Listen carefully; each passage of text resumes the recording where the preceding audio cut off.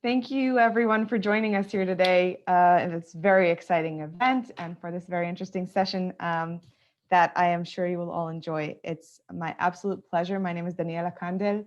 I'm the Senior Director of Innovation Bridges and Impact at Startup Nation Central, and it's my absolute pleasure to be hosting this session. We're going to be talking about tech innovation for good. So just a little bit of housekeeping before we get started. Everyone is going to be muted, but we do want to encourage you to ask questions. We have very interesting speakers today, very interesting case studies today. So please do feel free to drop a question in the chat or a comment in the chat, and I will do my best to respond to many of them. And apart from that, what we'll be doing in the next 40 minutes, 35 minutes at this point, we will be going through two very different but very similar case studies. It's all about tech for impact. So we'll be looking at agriculture in India and then jumping to East Europe and looking at aging and technology for aging. And from there, we'll open it up for a discussion, bringing in a variety of really great perspectives from philanthropic to governmental, from investment to ecosystem building. And it's my pleasure to get us started. So without further ado, I would like to invite Vered Mivtzari, the Emerging Markets Director at Startup Nation Central, to give us a short case study about bringing technology for smallholder farmers in India.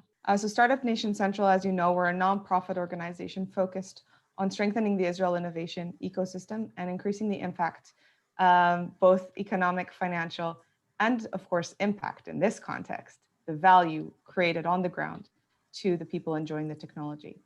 And over the last 3 years, Vered has been working to bring these high-end, high-level technologies to smallholder farmers in India in a project that has, again, led to quite substantial results, but requires a substantial commitment. And with that, I see the presentation is working. So Vered, over to you.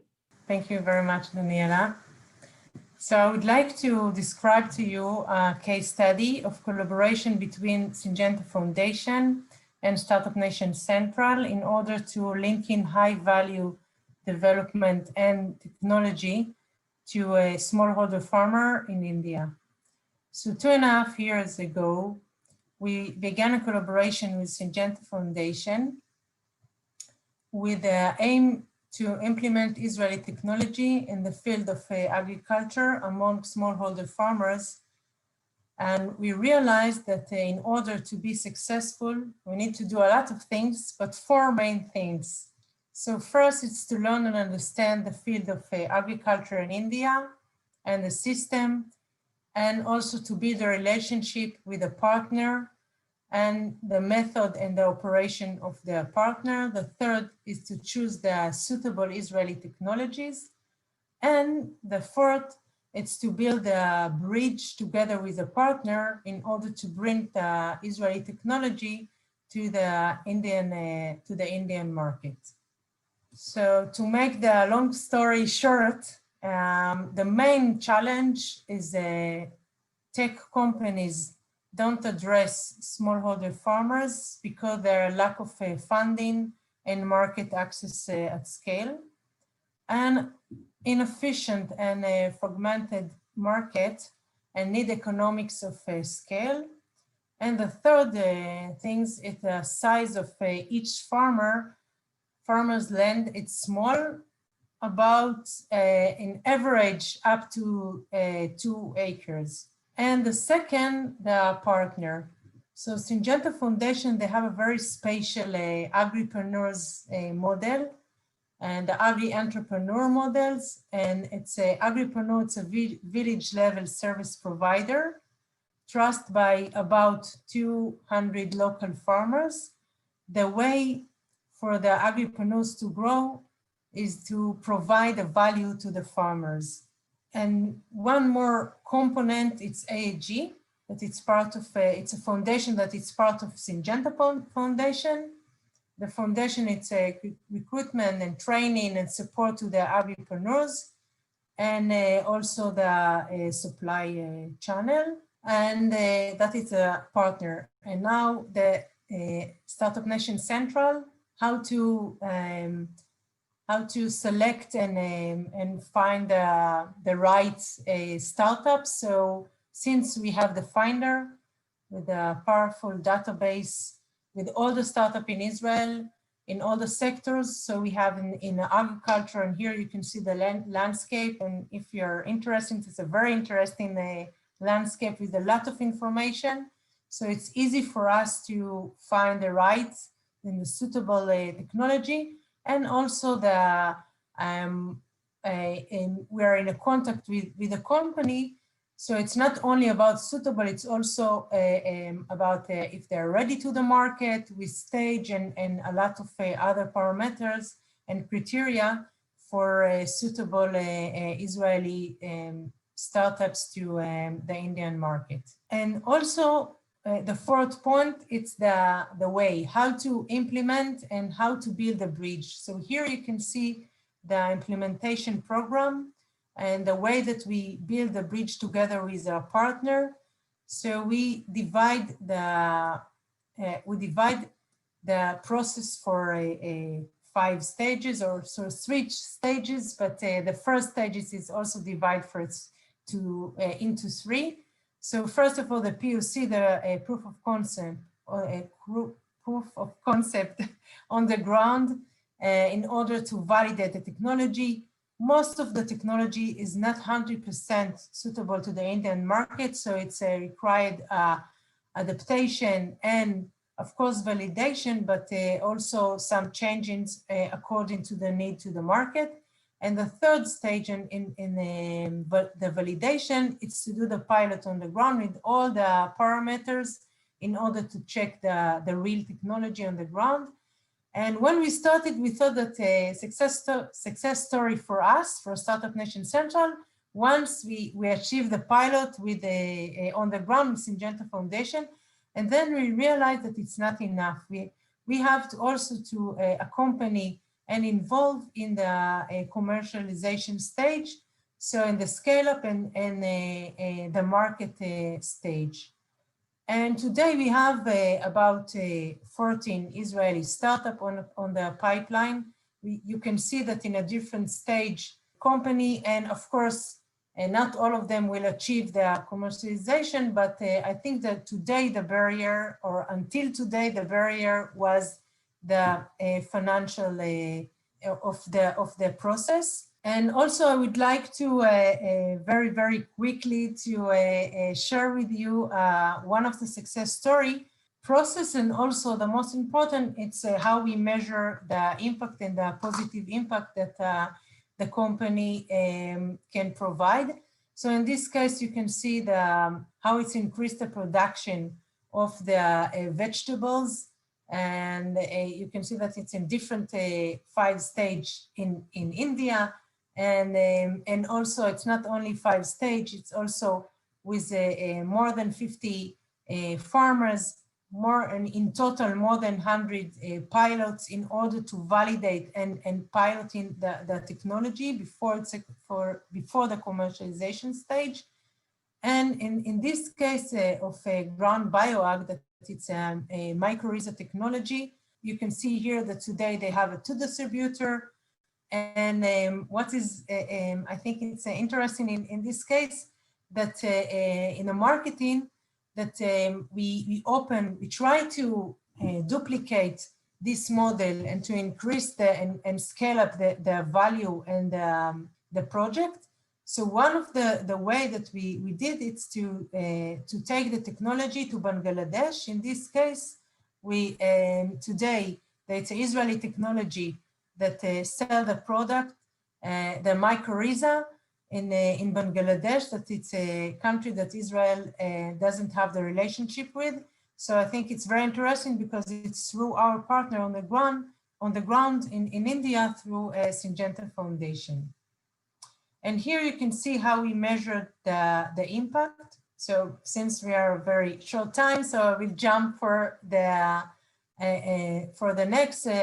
But here you can see that it's a very dramatic, and actually before we measured, I couldn't imagine the impact that we can create, it's not only about the technology, it's not only about to increase the yield, it's not only about it's also to reduce the water and the fertilizer, the chemical fertilizer. So it's a very dramatic positive impact that this specific technology provided. And so we have been able to create a successful stories with for Israeli company and a good collaboration with Syngenta Foundation, but is a limited amount of implementation number of solution to India, because we're lack of financial. So for that, we established the Evergreen Impact Accelerator. The Evergreen Impact Accelerator provide first the agripreneurs model that I already mentioned, and the high value of technology from the Israeli side. Together, it's a investable opportunity to long-term sustainability through short-term impact investment, and the ability to create a positive impact and to achieve the SDG goals that we already mentioned on the right side. Okay, so first, Syngenta Foundation provided the access to the farmer, Startup Nation Central, the access to the technology, the scalability. It's financing the platform that Syngenta Foundation, the platform, the online platform of Syngenta Foundation, and the agripreneurs model, and also the seeding and financing pilots, the financing expansion and scale, and creating a replicable model. Here, since sorry, Vered, I'm just noticing that we're running short on time, so if we can wrap it up. Yeah, so I'm almost on the last slide. So here I just want to mention that we have today 3,200 agripreneurs engaged with 300,000 smallholder farmers. We would like to achieve the between 20 million smallholder farmers. And the last, just to give you the continuous engines for growth and engine for this model is to as more as Israeli technology as more of agripreneurs. So it's increase and growth and increase the financial return, increase the social and environmental return. So it's growth, always it's growth and growth. And I think that the most important here that if the agripreneurs want to grow, it has to help and to give a value for the smallholder farmers. That's a way that it's always a grow. So for more information, please contact us with a link for more information about the financial vehicle for the EIA Evergreen Impact Accelerator and the program itself. So thank you very much. Thank you very much, Vered. Thank you for the insights. Thank you very much, Vered. And with that, talking about partnership on the ground, these change makers on the ground, working with technologies through a local partnership to bring these technologies and these innovations to fruition.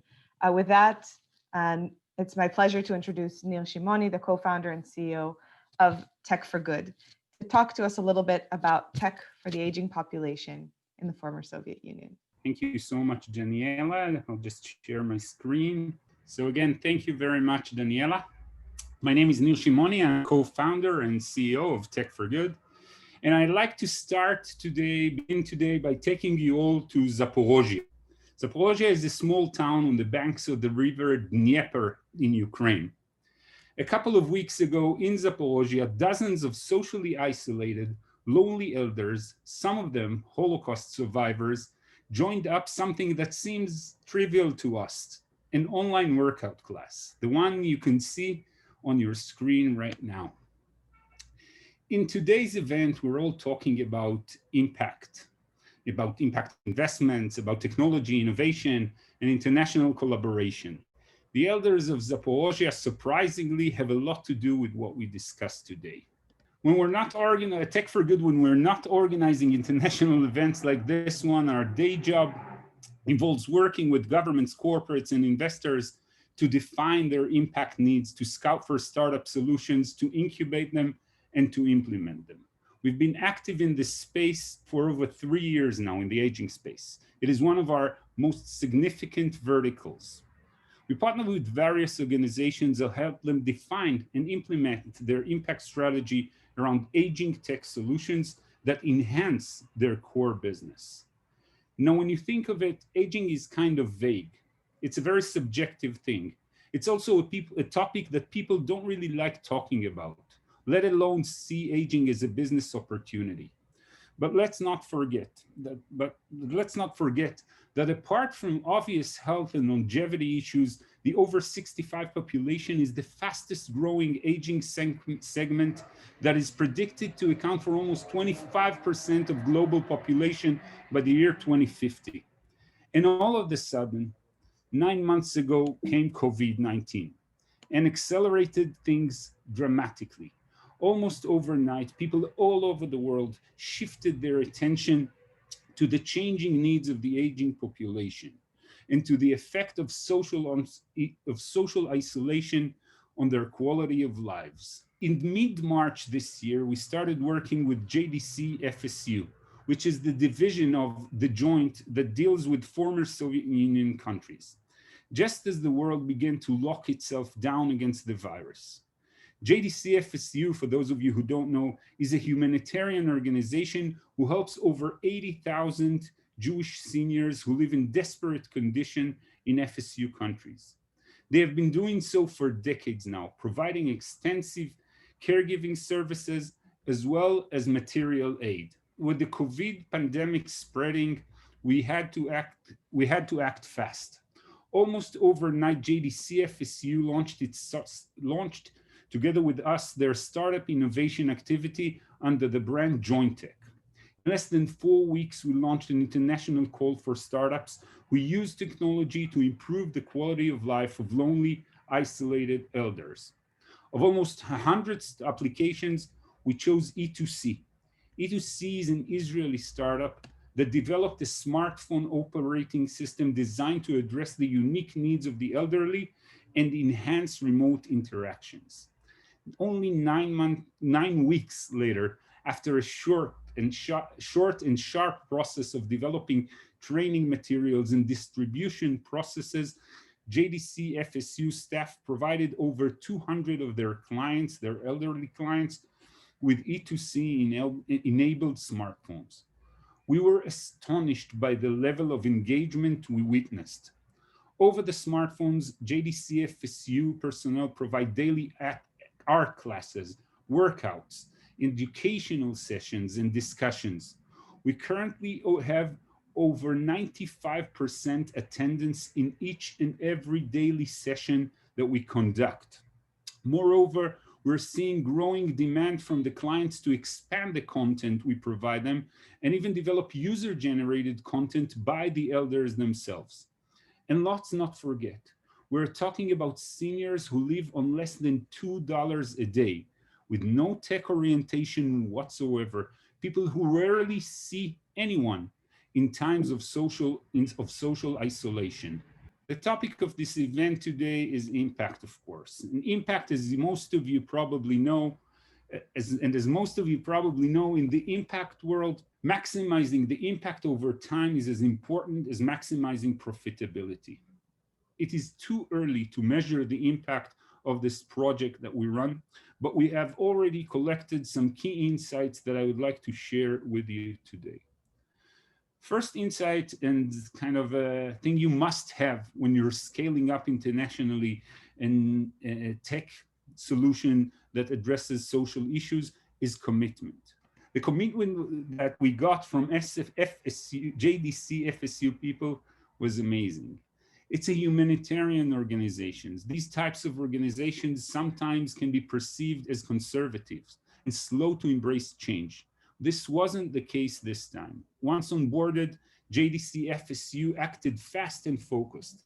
Their commitment to success from their key executives in Israel to dozens, maybe hundreds of employees and volunteers on ground in former Soviet Union countries was result-driven, it was inspiring, and it was impactful.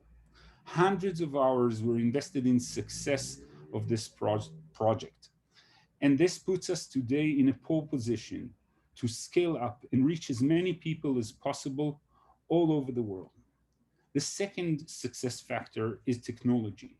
I'm probably stating the obvious, but if we use technology in an impactful way while understanding that we should use it in such a way that is complementary to other tools, not as a substitute, then in such case, technology really impacts people's lives. It creates magic. Third thing is money. We understand now that we should try to limit philanthropy to cases where there is no clear and robust business models.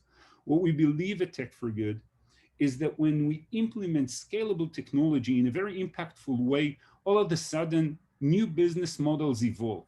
When talking about the ability to improve the quality of life of elders by providing innovative content over tech infrastructure on a wide scale, well, it opens up monetization opportunities that otherwise were not possible. And we are definitely looking, and we will expand this, the business side of this operation. Last, but definitely not least, are people. You all probably know how many discussions are taking place regarding the right methodology to measure impact. You all heard the saying, it's all about measurement. Even right now in other breakout sessions around us, the topic of impact measurement is discussed. But the most important thing we learned at TechForGood so far from our work with JDC FSU is that at the end of the day, we're dealing with people.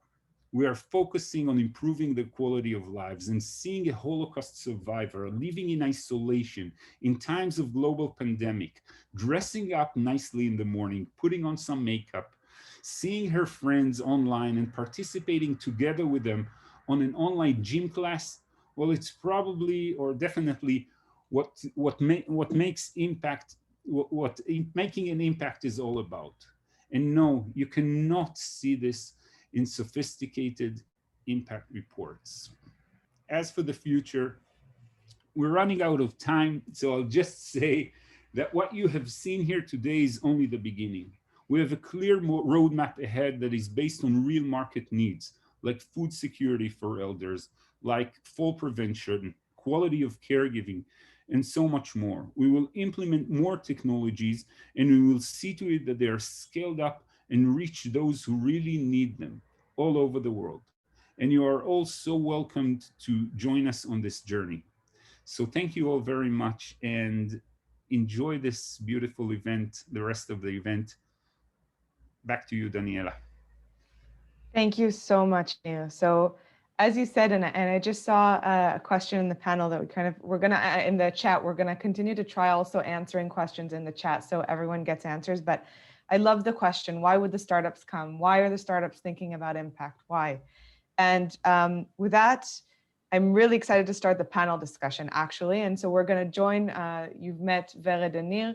I'm joined here also by Nicky Newfield, founding partner of ARC Impact, Swethal Kumar, CEO and managing partner of Startup Scale 360, and Efrat Duvdevani, which for some reason I can't see. We'll sort that out in a moment. Director General of the Paris Center for Peace. And Nicky, I want to start with you. This question about why startups. Great, thank you. Efrat, thanks. So Nicky, I want to start with you.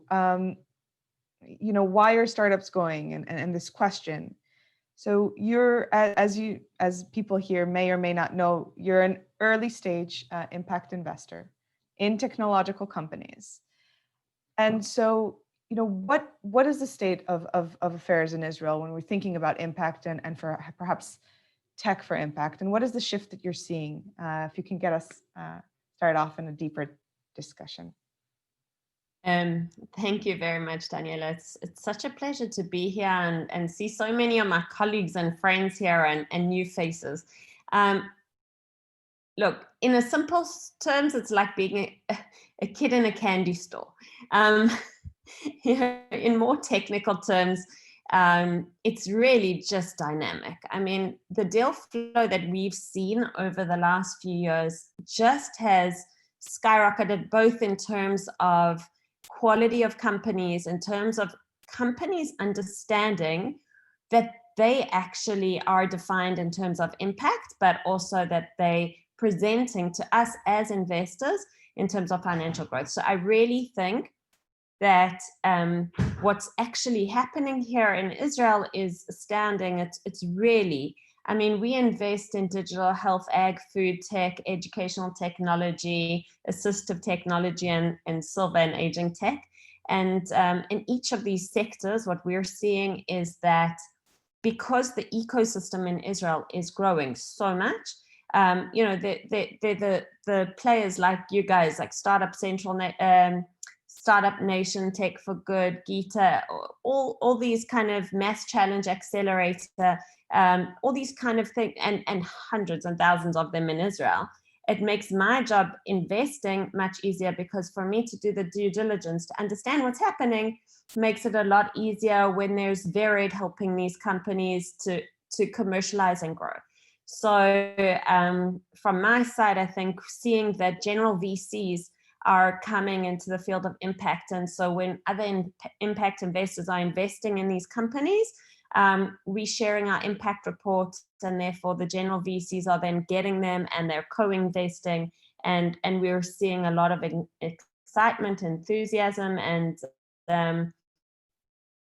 so the early stages for measuring our impact become more important.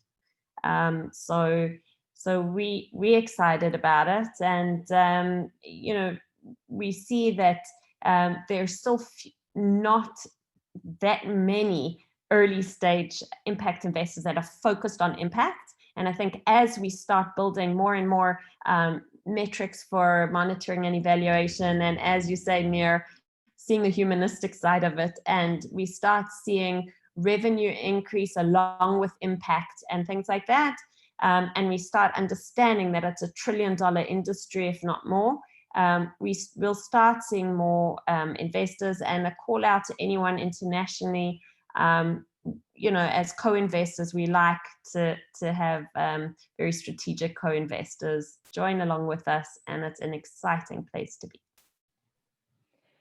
Thank you so much, Nicky. I actually I'm going to add a quick question from the audience, because I saw a request for an example of an impact-related business in their core and how they're scaling. Do you have one off the bat to... I won't give specific company, but I will give like an industry. So let's take digital health.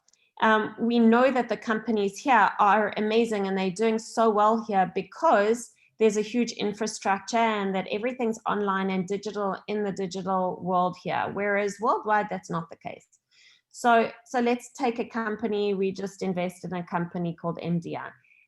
As they get better at calculating the risk between drug interactions, and they're saving more lives doing that, their revenue's increasing. Or let's say a company like BeeWise and AgTech. The more bees they are saving, the more revenue they make. Thank you. Perfect. Thank you. And we had examples from agriculture as well.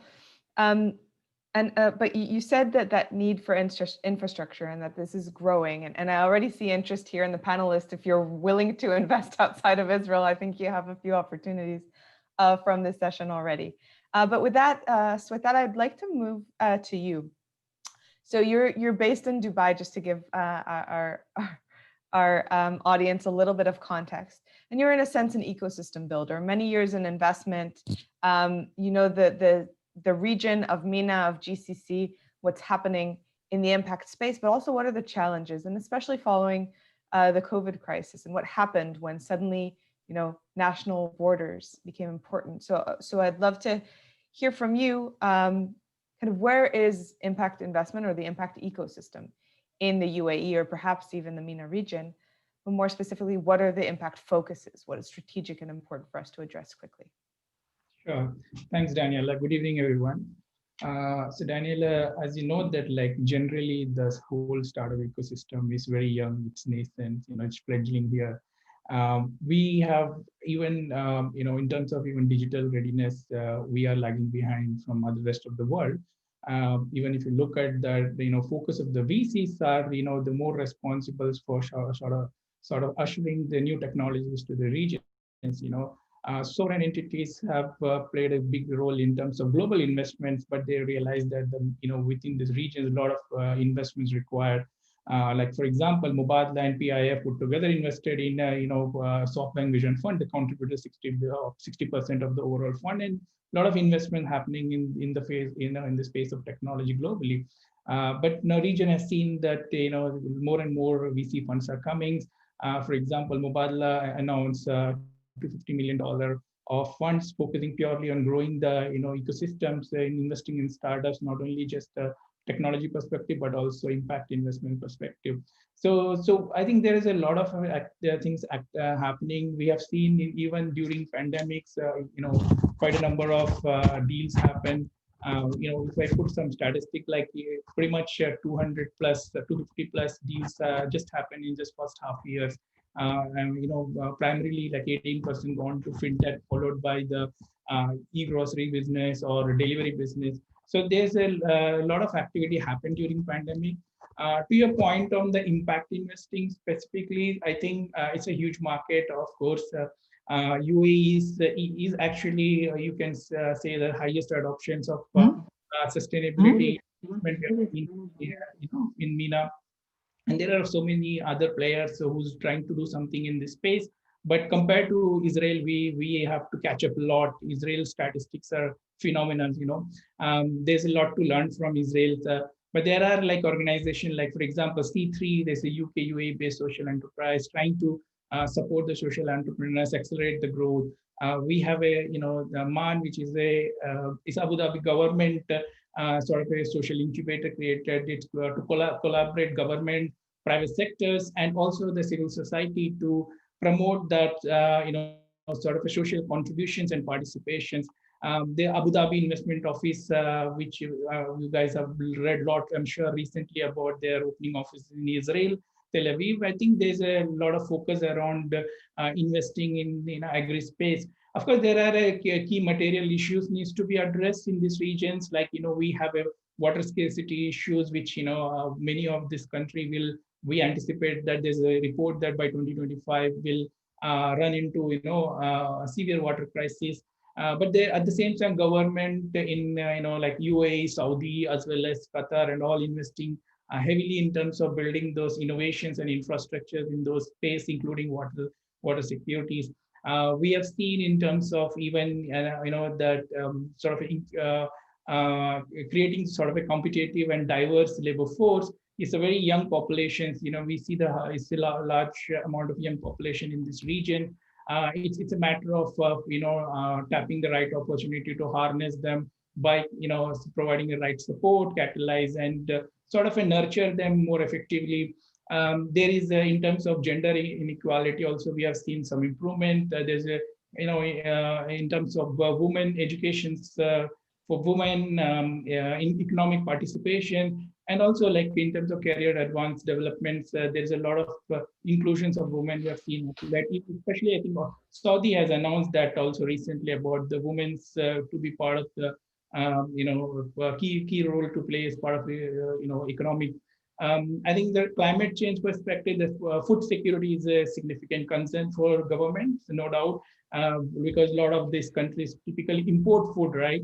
But with the adoption of biotechnology, and we see some potentials where some innovations, for example, leveraging on hydroponic or vertical farming, more and more countries are focusing on that. Yeah, I want to stop here. The food security issue is interesting. It connects to what we've seen, and it connects to a new term that's being coined right now in Israel, this new community around desert technologies, desert tech. But all of this comes to leadership. And, you know, there's a food security minister, I don't know how you say that in female, unfortunately. Minister for Food Security. That's a very innovative, first of its kind in the world. Yes, very, very in their leadership. But I want to talk about that, and I want to talk about that leadership and the importance of that leadership in tech and in international collaboration for us to achieve the real SDG goals, where we want to be in 10 years as a society. And with that, Efrat, over to you. Really, the international collaboration is key, and leadership as, I don't know if it's even more key, but as critical for this. I'd love it if you could kind of summarize our discussion today and give us a few hopeful insights. So thank you. And it's very interesting what we've heard so far. Just a bit about the place that I'm heading. I'm in charge, heading the Director General actually of the Paris Center for Peace and Innovation, which was built, dreamt, and managed by Shimon Peres, the 9th president of the State of Israel. And his vision was actually to create a place of innovation, which comprises some of the key elements that I believe are connected to tech and to the good. And Shimon Peres believed that everybody is entitled to enjoy what we call the DNA of the innovation scene. It means that everybody, and it doesn't matter if you're rich, poor, or if you come from a desolate place or a crowded place, everybody can enjoy being able to think out of the box, be creative, be optimistic, as Shimon Peres would coin beautifully. Optimist and pessimist die the same way, they only live a different life.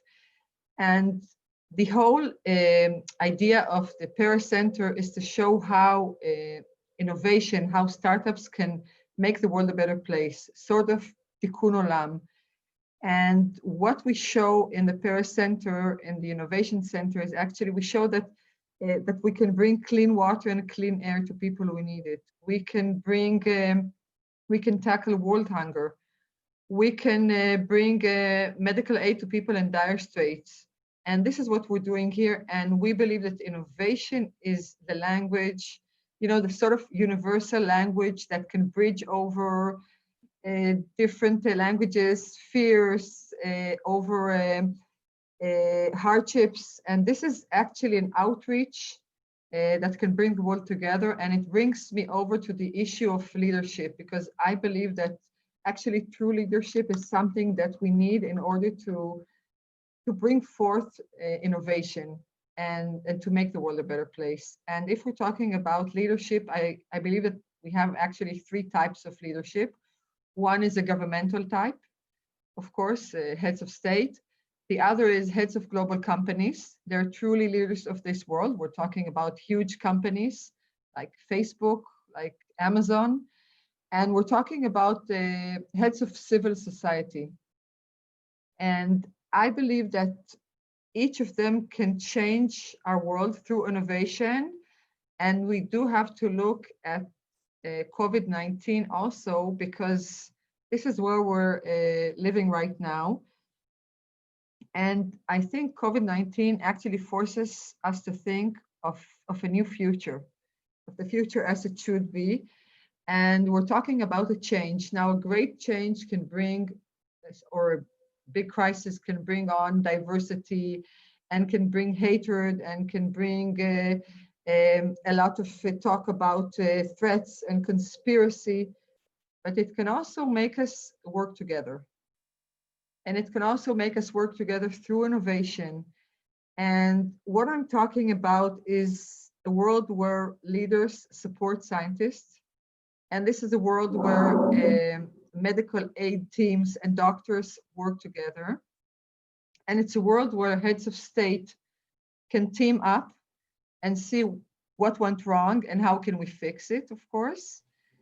And this is a sort of a world where leadership can embrace diversity and can bring understanding that each of us is different. And it definitely has to bring compassion. Leadership has to be compassionate. And I believe that this is a means of bringing the innovation that we have in the world, and through leadership, actually turning the world around and making the world a better place. And actually, this is my belief. So I go back to the words of Shimon Peres, that optimists and pessimists die the same way, they only live a different life. I'm definitely an optimist. I definitely want to see this as an opportunity. And I believe that with the right kind of leadership, the one which sees diversity, which loves inclusion, which sees the world with compassion, we can use the innovation that we have and really make the world a better place. That's what I believe in. And this is what we have to do here at the Paris Center.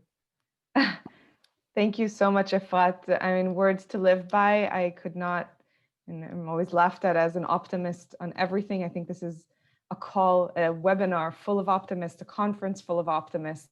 And luckily, we all are who we are. Thank you for your leadership. Thank you for all of your leadership. Nicky, Swethal, Nir, Vered, and Efrat, you are leading the way forward for us to really achieve this together and achieve international collaboration for a better future for all of us. Thank you all for joining us today. I hope this was an interesting taste. Of course, this is only a taste. I'm sure everyone would be more than happy to join, to continue in discussion with you. And with that, I do invite you to the lobby back for the virtual cocktail that we were hosting as part of this conference. Thank you so much for joining us today. The final Thank you, Daniela. Thanks, everyone.